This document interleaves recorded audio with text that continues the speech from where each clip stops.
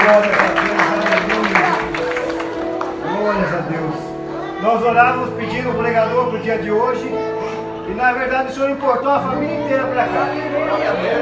A pastora aqui, família, estão aqui, vieram da longínqua Toyohashi. Já tem alguns irmãos que os conhecem, né? Glória a Deus. Os irmãos podem se assentar.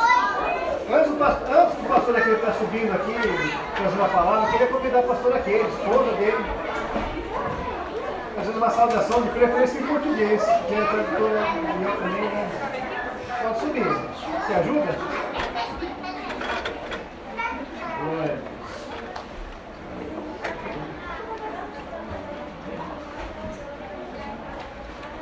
A paz do Senhor a todos. Trago saudação da parte do corpo de Cristo lá de Toyohashi.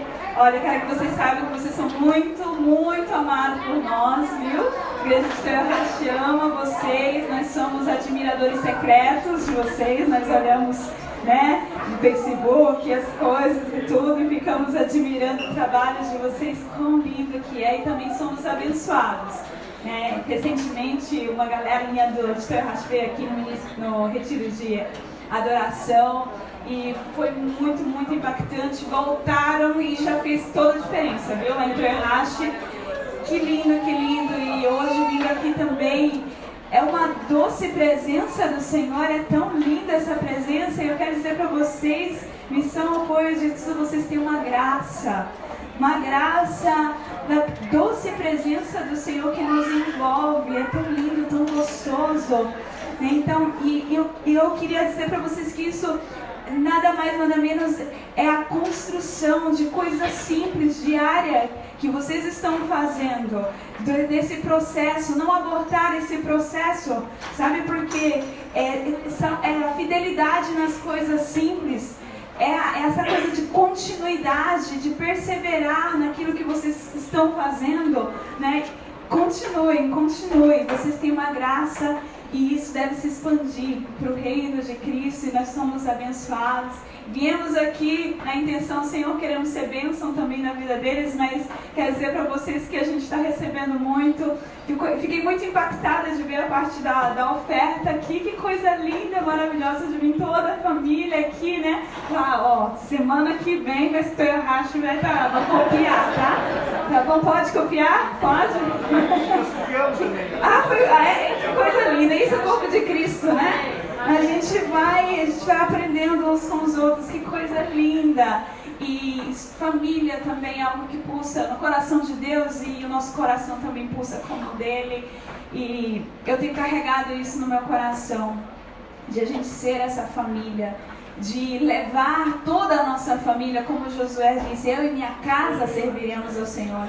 Às vezes Faraó no Egito, ele quer negociar com a gente, né? Tudo bem, eu deixo os homens ir, tudo bem, eu deixo o casal ir, mas fica aqui as crianças. Não, nenhuma unha ficará, amém? Nenhuma unha ficará, todos nós vamos, eu e minha casa, serviremos ao Senhor, todos juntos.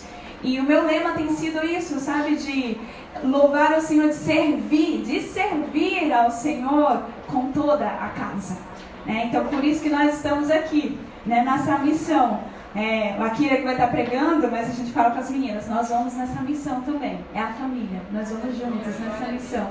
Então, é muito gostoso estar aqui junto, em família, podendo servir ao Senhor. E eu vejo que vocês também prezam muito por isso, pela família. E outra coisa que eu carrego também dentro do meu coração, e eu queria compartilhar, deixar com vocês, porque é um desafio criar nossos filhos aqui nessa nação, né? São muitos desafios, porém o que está no meu coração é que nós somos os filhos do Senhor para fazer a diferença aqui nessa nação. Nós carregamos o fogo do Espírito Santo, dessa coisa brasileira, sabe? Dessa coisa caliente, forte, fogo de Deus, né? Que envolve, que abraça. Isso vem da nossa cultura, né? Mas também nós temos a cultura japonesa, e a gente vê um pouco da cultura do reino dos céus em cada uma das nações. E a gente vê também culturas das trevas invadindo as culturas aqui da terrena. A gente vê muito também a cultura das trevas no meio da cultura japonesa. A gente vê muito de Deus, mas a gente vê as trevas. E aí a gente, criando os nossos filhos aqui no Japão, a gente fica, né, às vezes até a gente fazia isso com nossos filhos. Olha, você está comendo igual japonês. Olha, você está falando igual japonês. Você está sendo japonês. E a gente acaba, né, e aquilo vai no coração deles. O que há de errado com os japoneses? Eu não posso ser japonês. Eu moro aqui. E dentro deles eles falam melhor o japonês e eles ficam... Não, será que eles estão se achando melhor serem brasileiros? Porque a gente sabe também que na nossa cultura brasileira tem muita coisa também que é da cultura das trevas, né? A gente sabe quando precisa mencionar. E a gente aprendeu uma coisa, porque identidade e destino quem dá aos pais. E às vezes a gente quer fazer dos nossos filhos brasileiros, né? Que a gente não quer que eles esqueçam o nosso Brasil, e a gente deve amar o nosso Brasil. Mas nós temos uma nacionalidade não brasileira nem japonesa, porque por muito tempo também eu entrei numa crise, né? Porque eu não sabia se eu era brasileira, se eu era japonesa, nenhum nem outro. Sabe quando você não se sente nenhum nem outro, parece que você não se encaixa em nenhum lugar? E aí você entende que você não precisa se encaixar em nenhum lugar, porque o teu lugar não é aqui na terra. Você tem uma pátria celestial.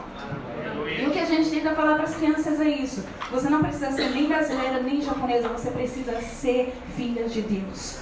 Você tem que se comportar como uma filha de Deus. Você tem uma cultura que é a celestial. Então não se pergunte, né, o que é certo em uma cultura. Pergunte o que Deus, o teu pai, te ensina. Vamos voltar para a Bíblia. E aí a gente tem apenas uma cultura. A gente não vai ter choque de cultura. Às vezes até os próprios brasileiros, mas por causa que um tem descendência japonesa, o outro não, a gente tem choque dentro das nossas casas, né? Mas esse choque acaba quando a gente tem apenas uma cultura, a cultura do reino. Amém? E é isso que eu queria passar para vocês nesse desafio de a gente estar trazendo os nossos filhos para o Senhor, de a gente passar esse fogo que nós carregamos para eles, para que eles não venham esquecer do propósito deles aqui também nessa nação, porque senão eles acabam sendo mais um no meio dos japoneses, e eles não podem ser mais um. Eles têm que ser aquele que vai fazer a diferença. Nós temos promessa que o avivamento viria através dos brasileiros, sim, e às vezes nós adultos já fizemos até uma certa parte. E a gente sabe que os nossos filhos vão fazer muito mais. Mas eles precisam desse fogo, dessa paixão que nós carregamos. Amém? Deus abençoe vocês. Muito obrigada.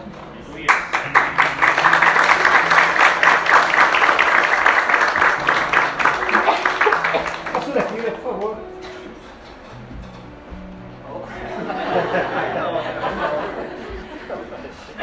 Elegante como sempre. Eu vou convidar que os irmãos pudessem se levantar. Vamos para levantar. Glória a Deus. Está no fundo hoje, irmão? Glória a Deus. Feche seus olhos por um instante. Senhor Deus e Pai, queremos te louvar e agradecer a Ti, Pai, pelo privilégio de receber os Teus filhos neste lugar, Pai. Mas o privilégio ainda é maior de ter a fé que vamos ouvir a Tua palavra, algo que vem diretamente do Teu trono, Pai. Pedimos a Ti, em nome do Senhor Jesus, que o Senhor possa usar o Teu Filho de uma forma sobrenatural, Pai.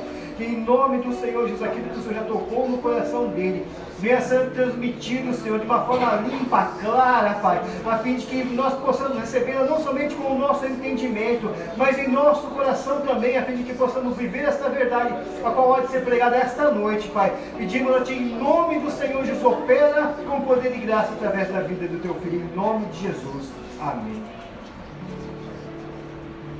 Glória a Deus. Pode se sentar.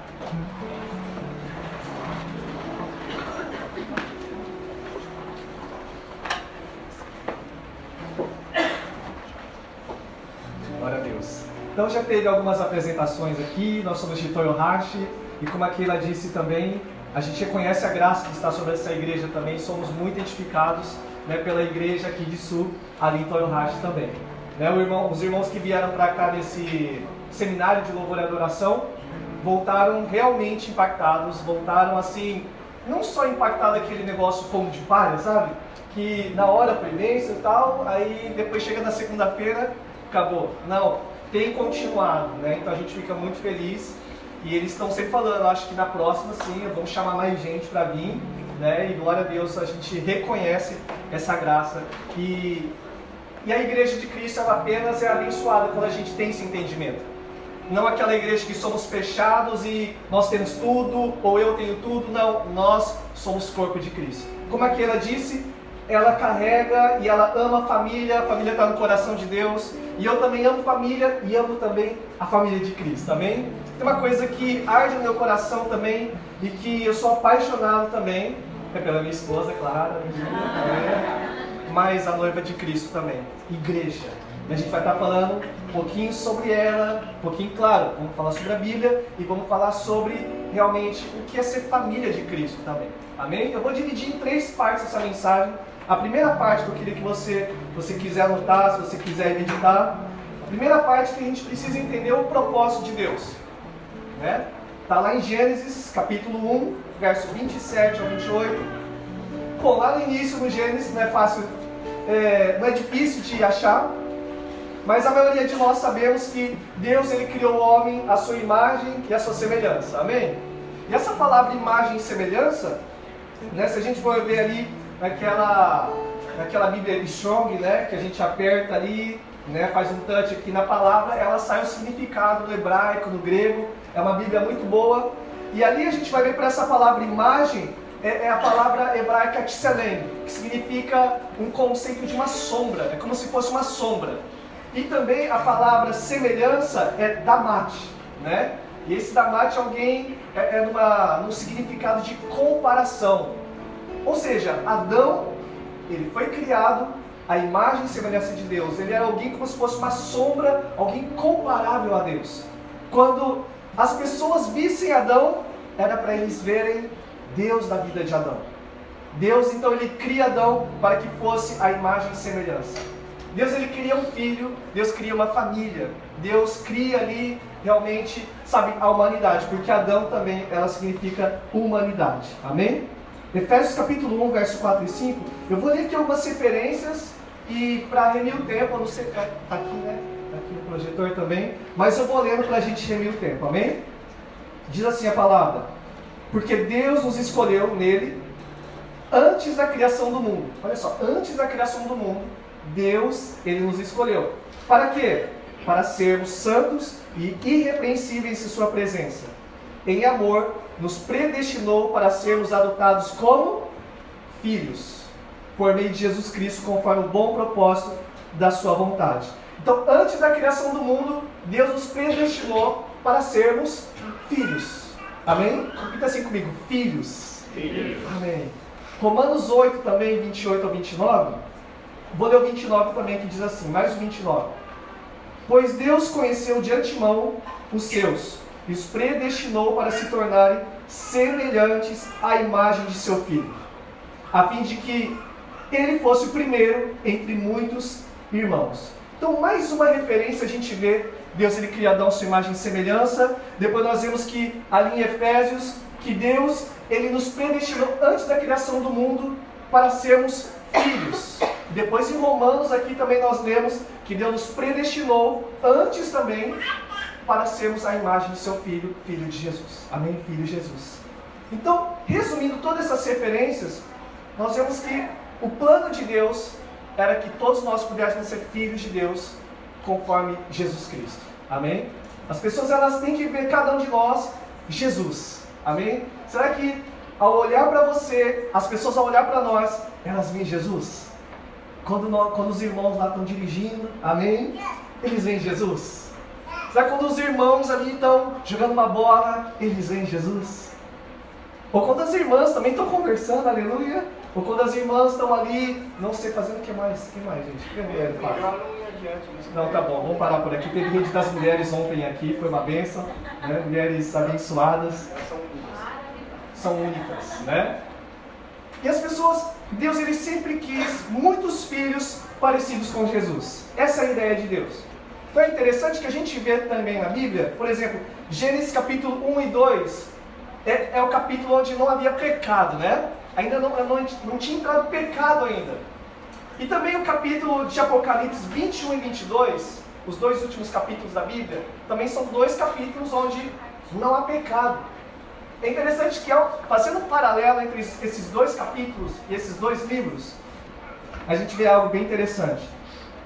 Em Gênesis a gente vê um lugar de comunhão ali no jardim. Lá em Apocalipse nós vemos uma comunhão em uma cidade. Amém? Em Gênesis nós vemos uma árvore no centro do jardim.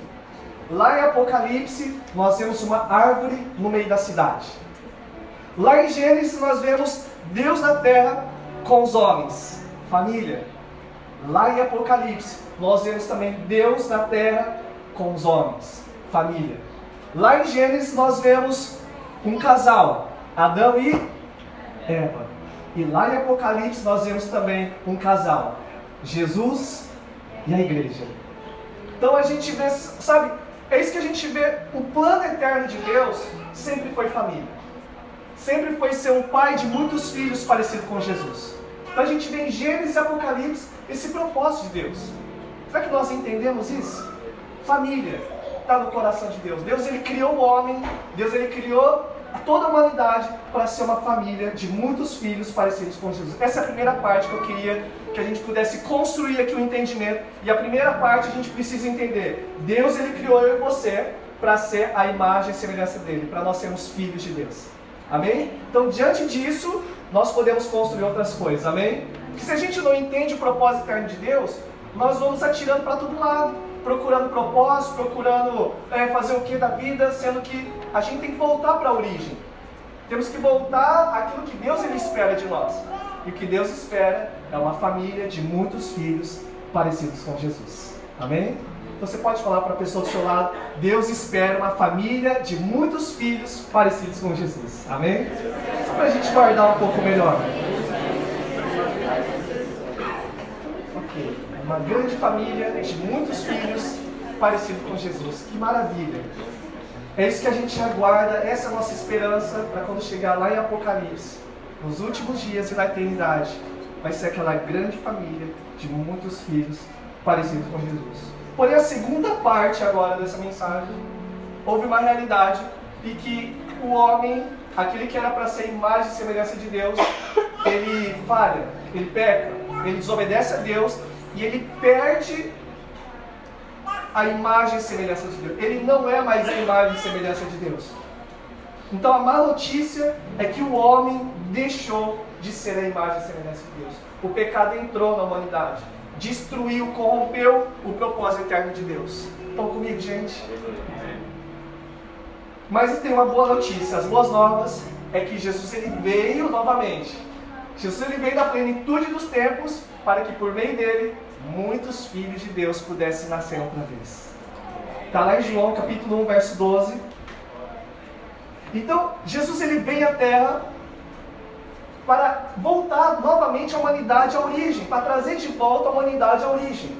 A origem é Cristo, a origem é Deus. João capítulo 1, versículo 12. Eu vou ler aqui, mas segurem nas cadeiras aí, porque, olha só, eu estava lendo, na hora que eu li essa passagem aqui, parece que é uma passagem muito conhecida, mas quando a gente começa a entender, sabe, aquilo que Deus ele está construindo, a gente fica aleluiado, né, como a linguagem de alguns. Diz assim: mas a todos que creram nele e o aceitaram, ele deu o direito de se tornarem filhos de Deus. Novamente a gente está voltando à origem de novo. Estão entendendo, gente? Deus ele quer uma família de muitos filhos parecidos com Jesus.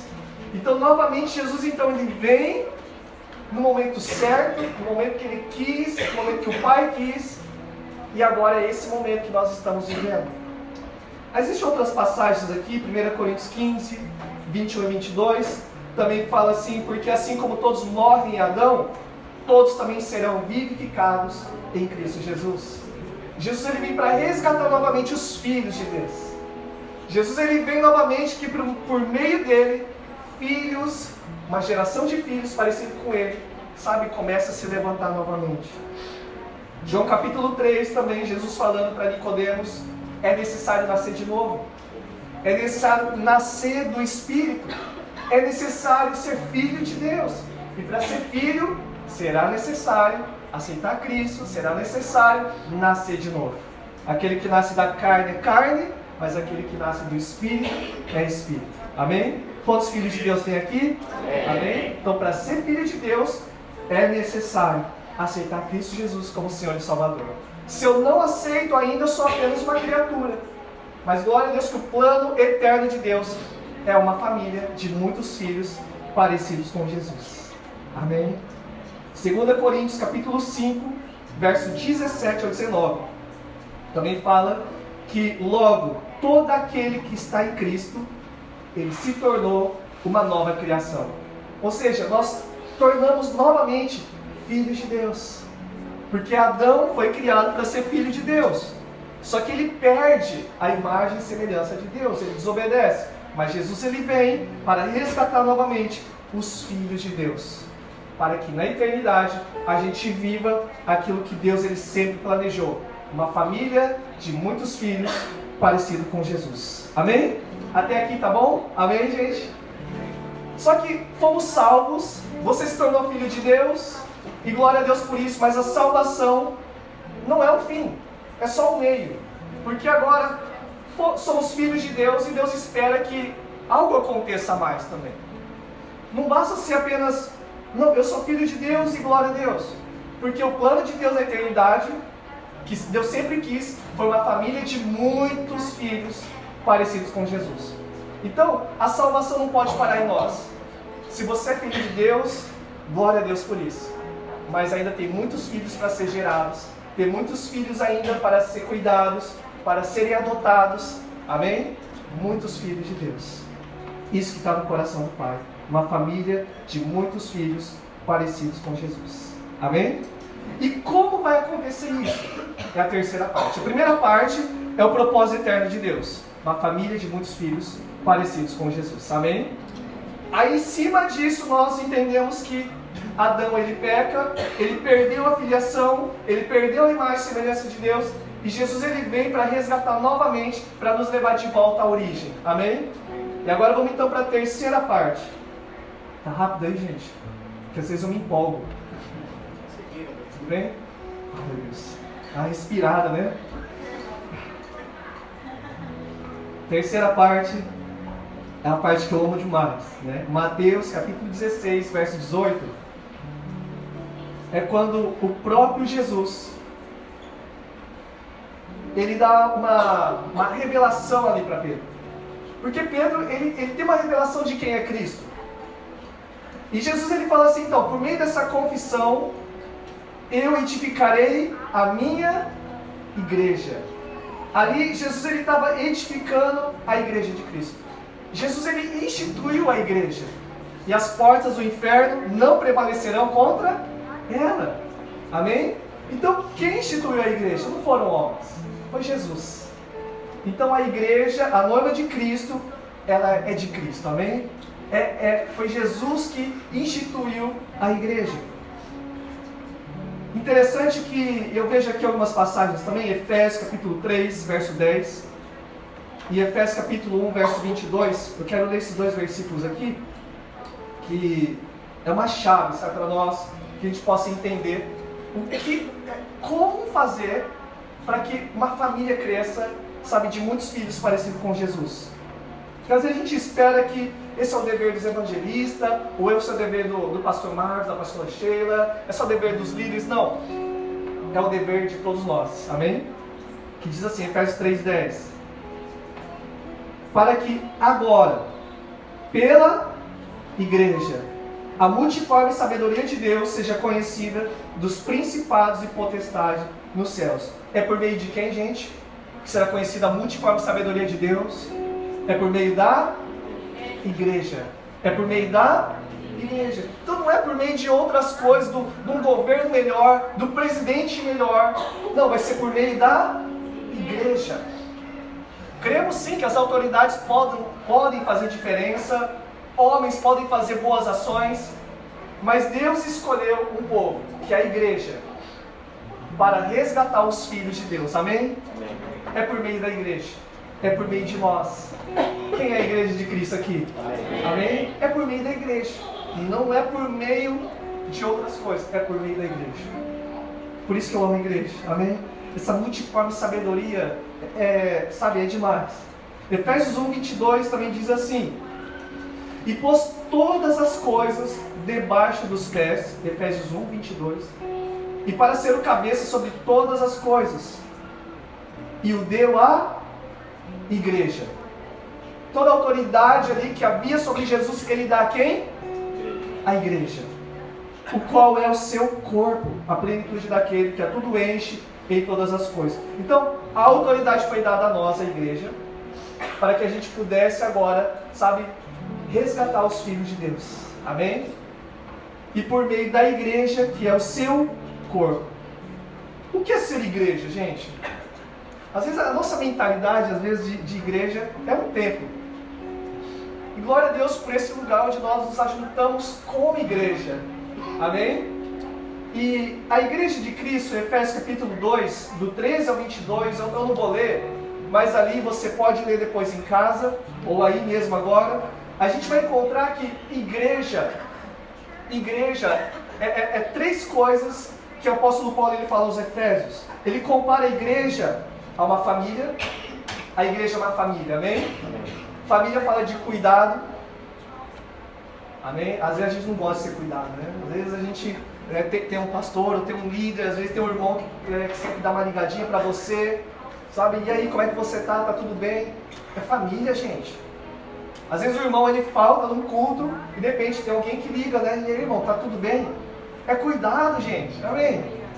E a gente precisa entender que isso é ser igreja. É família. Se a gente tem um irmão, uma família, um filho, que de repente não está aqui, ou que está mal, a gente vai deixar ele de lado? Não. É meu filho, é meu irmão. Então, é família, é cuidado, é relacionamento. Então, eu preciso entender que igreja é família, é um cuidado, é relacionamento. A igreja também fala que, Efésios também fala que igreja é um templo. Não um templo feito por pedras, mas um templo feito por homens, amém? Onde o templo fala de pedras que se encaixam uma na outra, que para encaixar uma pedra na outra, gente, não precisa raspar bastante, gente, até dar aquela encaixada. Assim somos nós, né? Dói às vezes ficar raspando um no outro, mas é tão gostoso quando se encaixa, gente. Lá em Toyohashi aconteceu algumas coisas, às vezes acontece, eu não sei aqui, mas pelo menos na época, quando a gente não entendia esse conceito de que igreja é uma família, igreja é um templo, a igreja é um corpo de Cristo, a gente ficava comparando muito com o outro, sabe? Julgando muito um ao outro. Por exemplo, lá na igreja de Toyohashi tinha o grupo dos profetas, né? Aquele grupo que gosta de dar rajada de língua, gosta de ungir tudo, gosta de jejuar 40 dias, e é o cara dos mantos, né? O grupo dos profetas. Aí também tem o grupo dos teólogos, né? Aqueles que, tipo, é mais Bíblia e tal, né? Tipo, tem uma postura mais assim, teólogo, tudo, né? E aí quando tinha, sabe, as vigílias de oração, os irmãos ali, os profetas pentecostais, eles gostavam ali, sabe, de derrubar as paredes ali do partido tinha. E aí teve uma vez, certa feita lá, que, sabe, eles estavam meio que combinando, só entre eles, sabe, para orar, né? Só entre eles, Jesus. Aí orando lá, e fogo do céu ali descendo, né? E de repente, chegou o grupo dos teólogos ali, abriram as portas ali e foram para orar junto. Os irmãos pararam de orar. E aí depois eles abriram o coração falando assim, parece que os céus fecharam quando vocês entraram aqui. Que vocês parece que vieram para ficar me julgando. Vocês vieram para ficar aí avaliando se a gente está orando certo, orando errado, né? Julgando as nossas loucuras espirituais aqui e tudo mais. E um deles, sabe, eu estava brincando com um deles assim, brincando não, falando assim, irmão, quando você fecha o olho, o que você vê? Esse irmão, bem doidão, ele falando assim, eu vejo morto ressuscitando, eu vejo hospitais vazios, eu vejo paralítico andando, eu vejo tudo isso. Ó. Aí eu falei assim, então, quando eu fecho o olho assim, eu vejo uma sala de aula, eu vejo uma igreja, eu vejo uma escola de teologia, um Enden, aleluia. Eu vejo algo assim.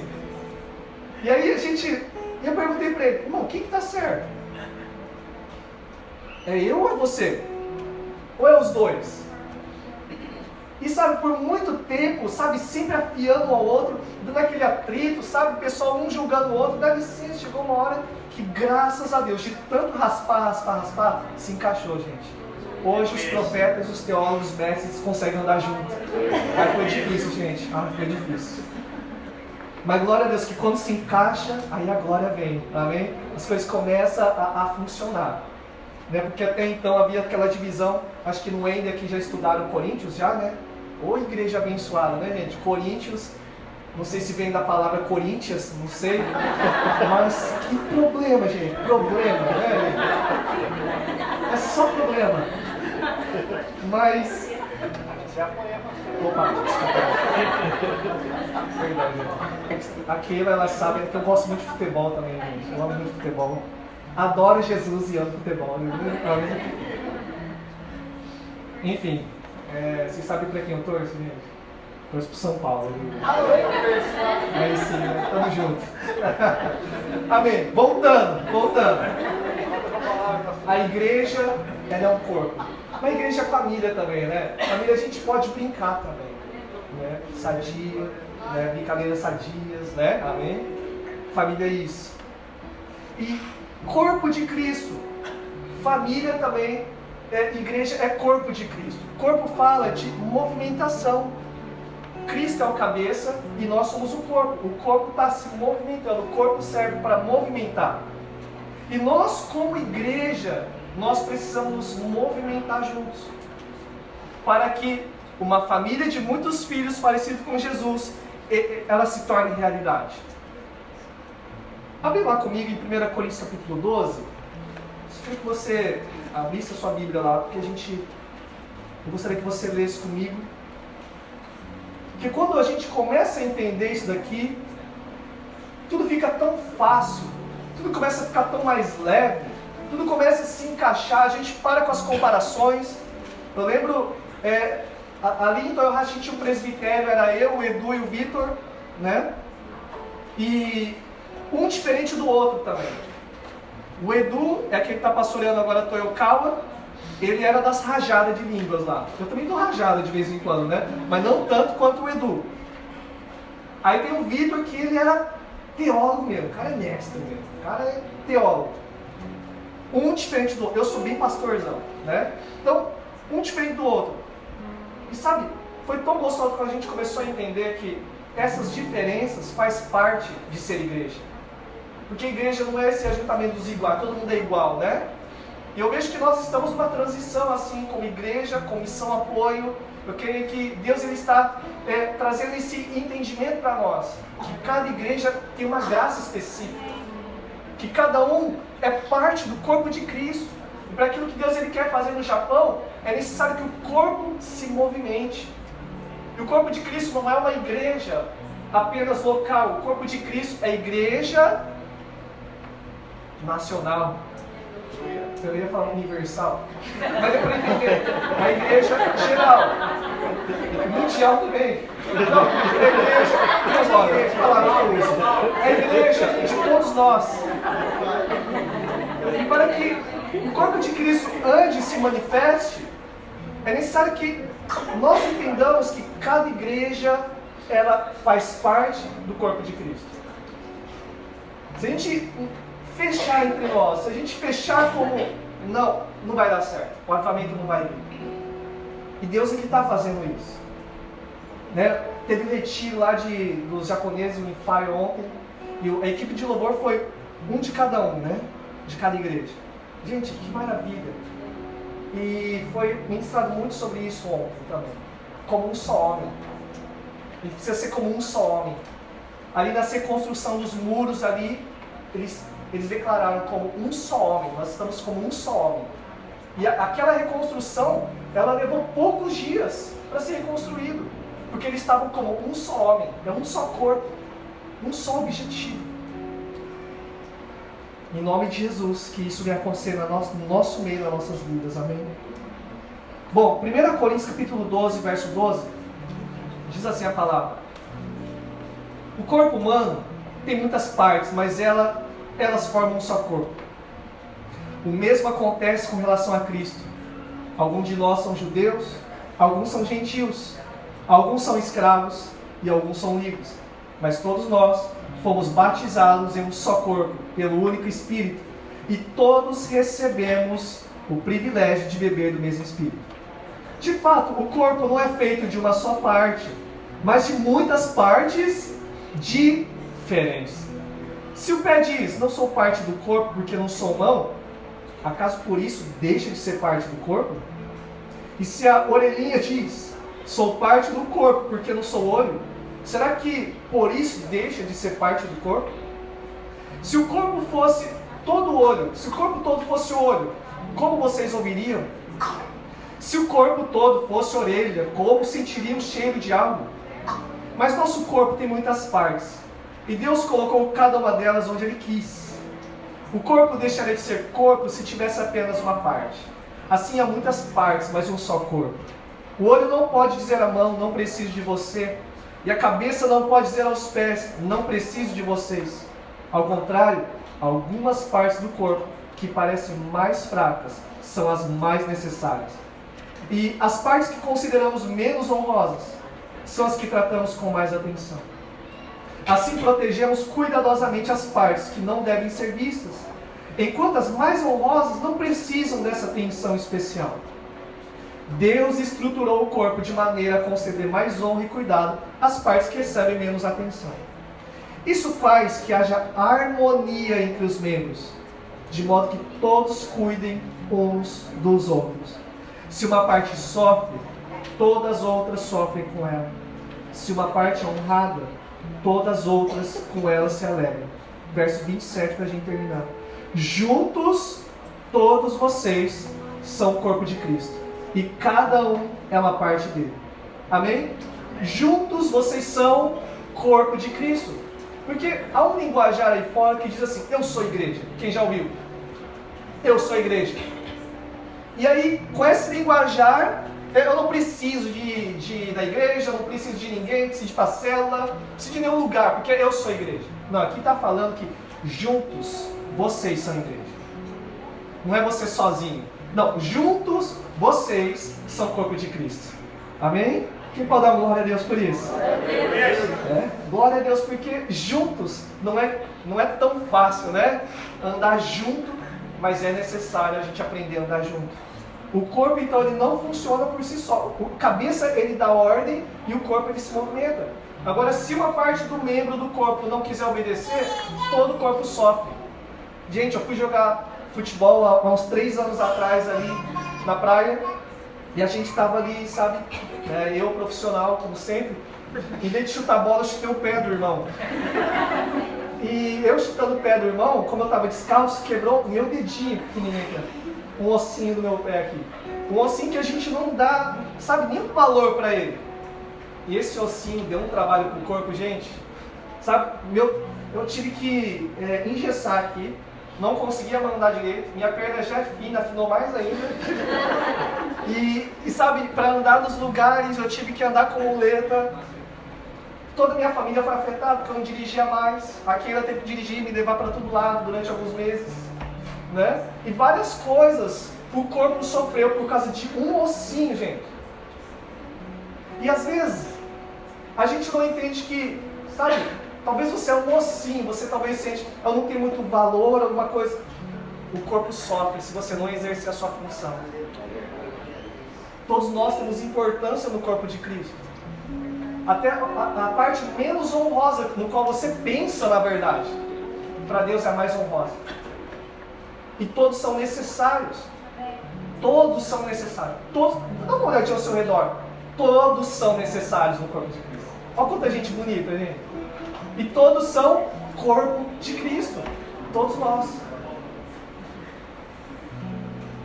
Gente, uma coisa que queria que você abrisse comigo lá em Efésios 4, versos 10 ao 14. Só para a gente entender como que funciona o corpo. Porque Deus ele entregou algumas funções. Eu não vou dizer título, porque não é título. Tá bom, gente? Algumas funções. Efésios 4, verso 10 ao 14. Só para a gente entender, então, agora, como é que funciona o corpo de Cristo, para que a gente manifeste o corpo de Cristo, a fim de que a gente venha trazer muitos filhos parecidos com Jesus. Amém? Está escrito assim, aquele que desceu é também o mesmo que subiu acima de todos os céus, para encher todas as coisas. E ele mesmo, Jesus, concedeu uns para apóstolos, outros para os profetas, outros para evangelistas, outros para pastores e mestres, com vista ao aperfeiçoamento dos santos. Quem quer ser aperfeiçoado? Amém? Então Deus entregou esses homens para o desempenho do seu serviço, para a edificação do... E o que é corpo de Cristo? É a igreja. Até que todos cheguemos à unidade da fé, do pleno conhecimento do Filho de Deus, à perfeita varonilidade, à medida da estatura da plenitude de Cristo. Eu queria afirmar isso aqui algumas vezes. Não é Tito, por favor. Não vai falar depois, pastor Cid, que eu estou querendo trazer uma doutrina nova aqui não, gente. Tá? A gente está procurando apóstolo, a figura, um título de apóstolo. A gente está à procura de um título profeta. Estou falando de uma função. Amém? Uma função. Por exemplo, nos tempos antigos, glória a Deus pela honra que cada um nos dá, de chamar de pastor e tal, tudo mais, onde a pessoa reconhece que está sendo pastoreada por um pastor. Glória a Deus. Mas nos tempos antigos era o irmão Aquila, né? Era o irmão, mas todos reconheciam que ele era o pastor sobre nós. Né? O irmão Marcos, mas reconhecemos que era pastor sobre nossas vidas. Enfim, mas hoje nós chamamos de pastor e não tem problema nenhum, amém? Mas não é título, é um encargo, é uma função, amém? Por exemplo, eu acho que você talvez já ouviu falar, é só uma ilustração, para a gente entender quem você é no corpo de Cristo. Porque se de fato nós entendemos aqui que cada um é um membro, talvez é um ossinho, talvez é uma mão, talvez você é um olho, eu não sei quem você é, mas talvez muitos de nós aqui estão indo em dúvida, quem eu sou no corpo de Cristo? Então a gente vai ver aqui algumas características de algumas coisas que talvez você possa se encaixar nisso, amém? Vamos comigo aí? Por exemplo, num acidente, aconteceu um acidente e o primeiro que chega naquele lugar é o apóstolo. Um exemplo, ele arruma todas as coisas ali, ele arruma, já deita a vítima ali de lado e tudo mais, mobiliza ele, o apóstolo vai primeiro, porque o apóstolo é um enviado para iniciar algo. Amém? É uma unção. Por exemplo, quando o pastor Marcos e a pastora Sheila vieram aqui, ele foi enviado uma unção apostólica, vamos dizer assim, né? Não que vai começar a chamar agora de apóstolo, olha, por favor, gente. Não, por favor, gente, eu não estou falando isso, tá? Estou entendendo, gente? Por favor, gente. Mas é um encargo, sabe? O apóstolo é alguém que é enviado. Que a nossa mentalidade de apóstolo hoje é quem? É um pastor de pastores ou é um alguém superior aos outros, né? A mentalidade que tem. Mas o apóstolo é um enviado. Amém? Então ele vai primeiro, e depois chega o pastor naquele acidente. O que esse pastor ele faz? Né? Ele chega ali naquele lugar, ele traz um remédio ali para aquela vítima, né? Ele começa a enfaixar a vítima, começa a passar um remédio e tudo mais. O pastor ele faz isso, amém? Ele quer cuidar das feridas daquele irmão que está ali acidentado. Depois chega o profeta ali naquele acidente. O profeta ele chega, ele vê aquele irmão ali deitado, ele fala: eu sabia que isso ia acontecer. Semana passada eu tive uma visão. Eu tive um sonho, na verdade, com isso, sabe? Então é o cara que parece que já vê lá na frente, vê coisas. É o profeta. E depois chega o mestre naquele acidente. O mestre ele chega a ver aquilo, ele começa a ver a derrapagem, a marca de pneu que ficou, para poder calcular como é que foi o acidente e se realmente foi grave ou não. O mestre está preocupado com esses detalhes, amém? Esse é o mestre. E por fim, chega o evangelista, aquele que não perde tempo. Ele viu que o irmão está vivo ainda. Mas ele viu, né, que tem algumas pessoas ao redor. Ele está falando: gente, a nossa vida é um sopro. Vocês precisam aceitar Cristo Jesus aí.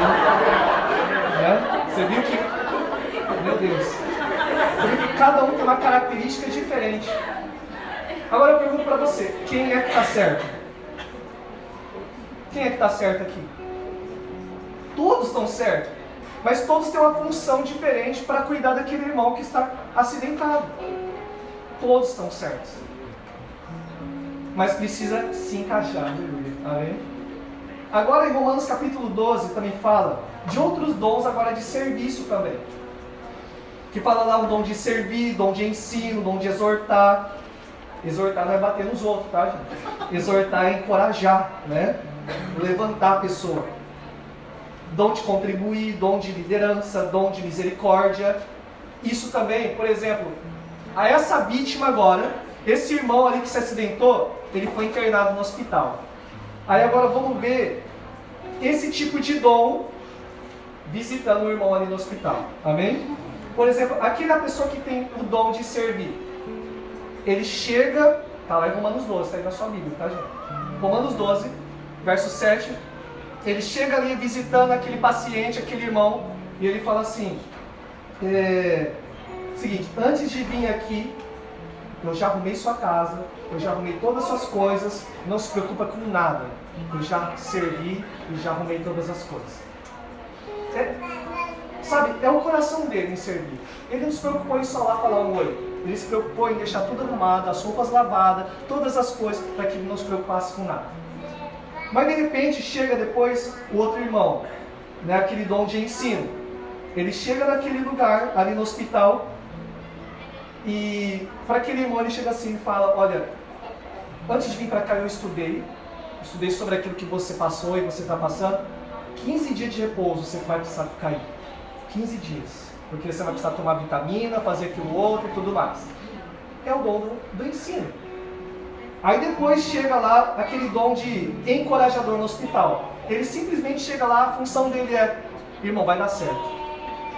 Vai dar tudo certo. Irmão, você vai sair logo. Vai sair logo. Não importa, você vai sair logo. Ele nem sabe diagnóstico, nada. Vai dar certo, irmão.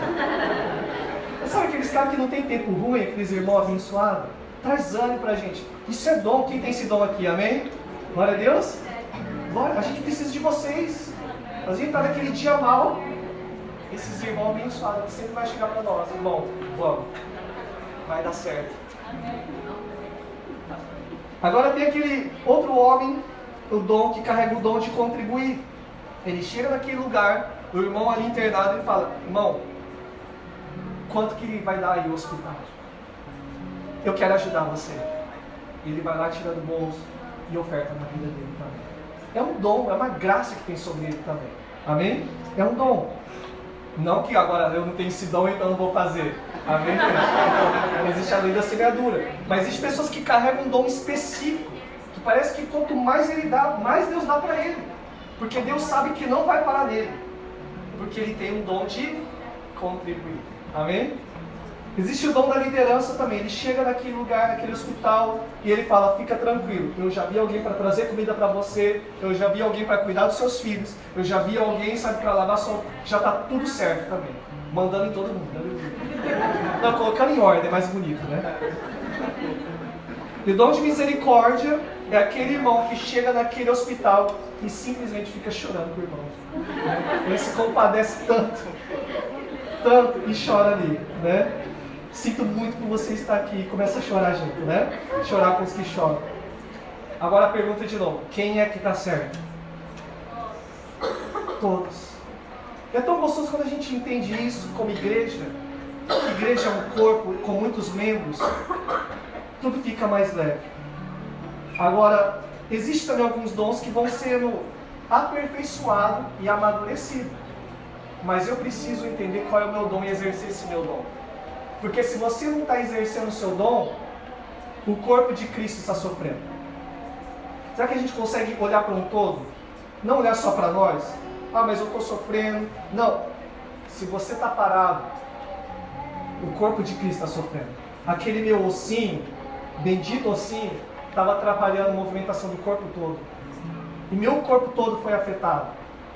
O corpo ficou fraco. O corpo ficou debilitado. Queria correr, não dava. Porque o corpo ficou limitado. E assim somos nós como igreja. Se eu e você, se você não exerce esse dom que Deus te entregou, é só te birra, eu não vou fazer mais nada. Só para ver se o pastor sente falta de mim. Birra gospel, né? Aí, você está pensando em você. Mas você, talvez com esse sentimento, com esse pensamento, a igreja está sofrendo. O corpo de Cristo está sofrendo. A noiva está sofrendo. E não é só você, é o corpo de Cristo. Amém? Então, e às vezes tem coisas que Deus colocou para você fazer, não para o pastor fazer. Sabe, às vezes uma incomodação que você vê, mas por que não acontece isso na igreja? Por que o pastor não faz isso? Porque talvez Deus está te chamando para você fazer isso, amém? Que é fácil, né? Colocar tudo para conta do pastor, né? Porque o pastor não faz, o pastor é aquilo, o pastor não faz, nunca tá bom.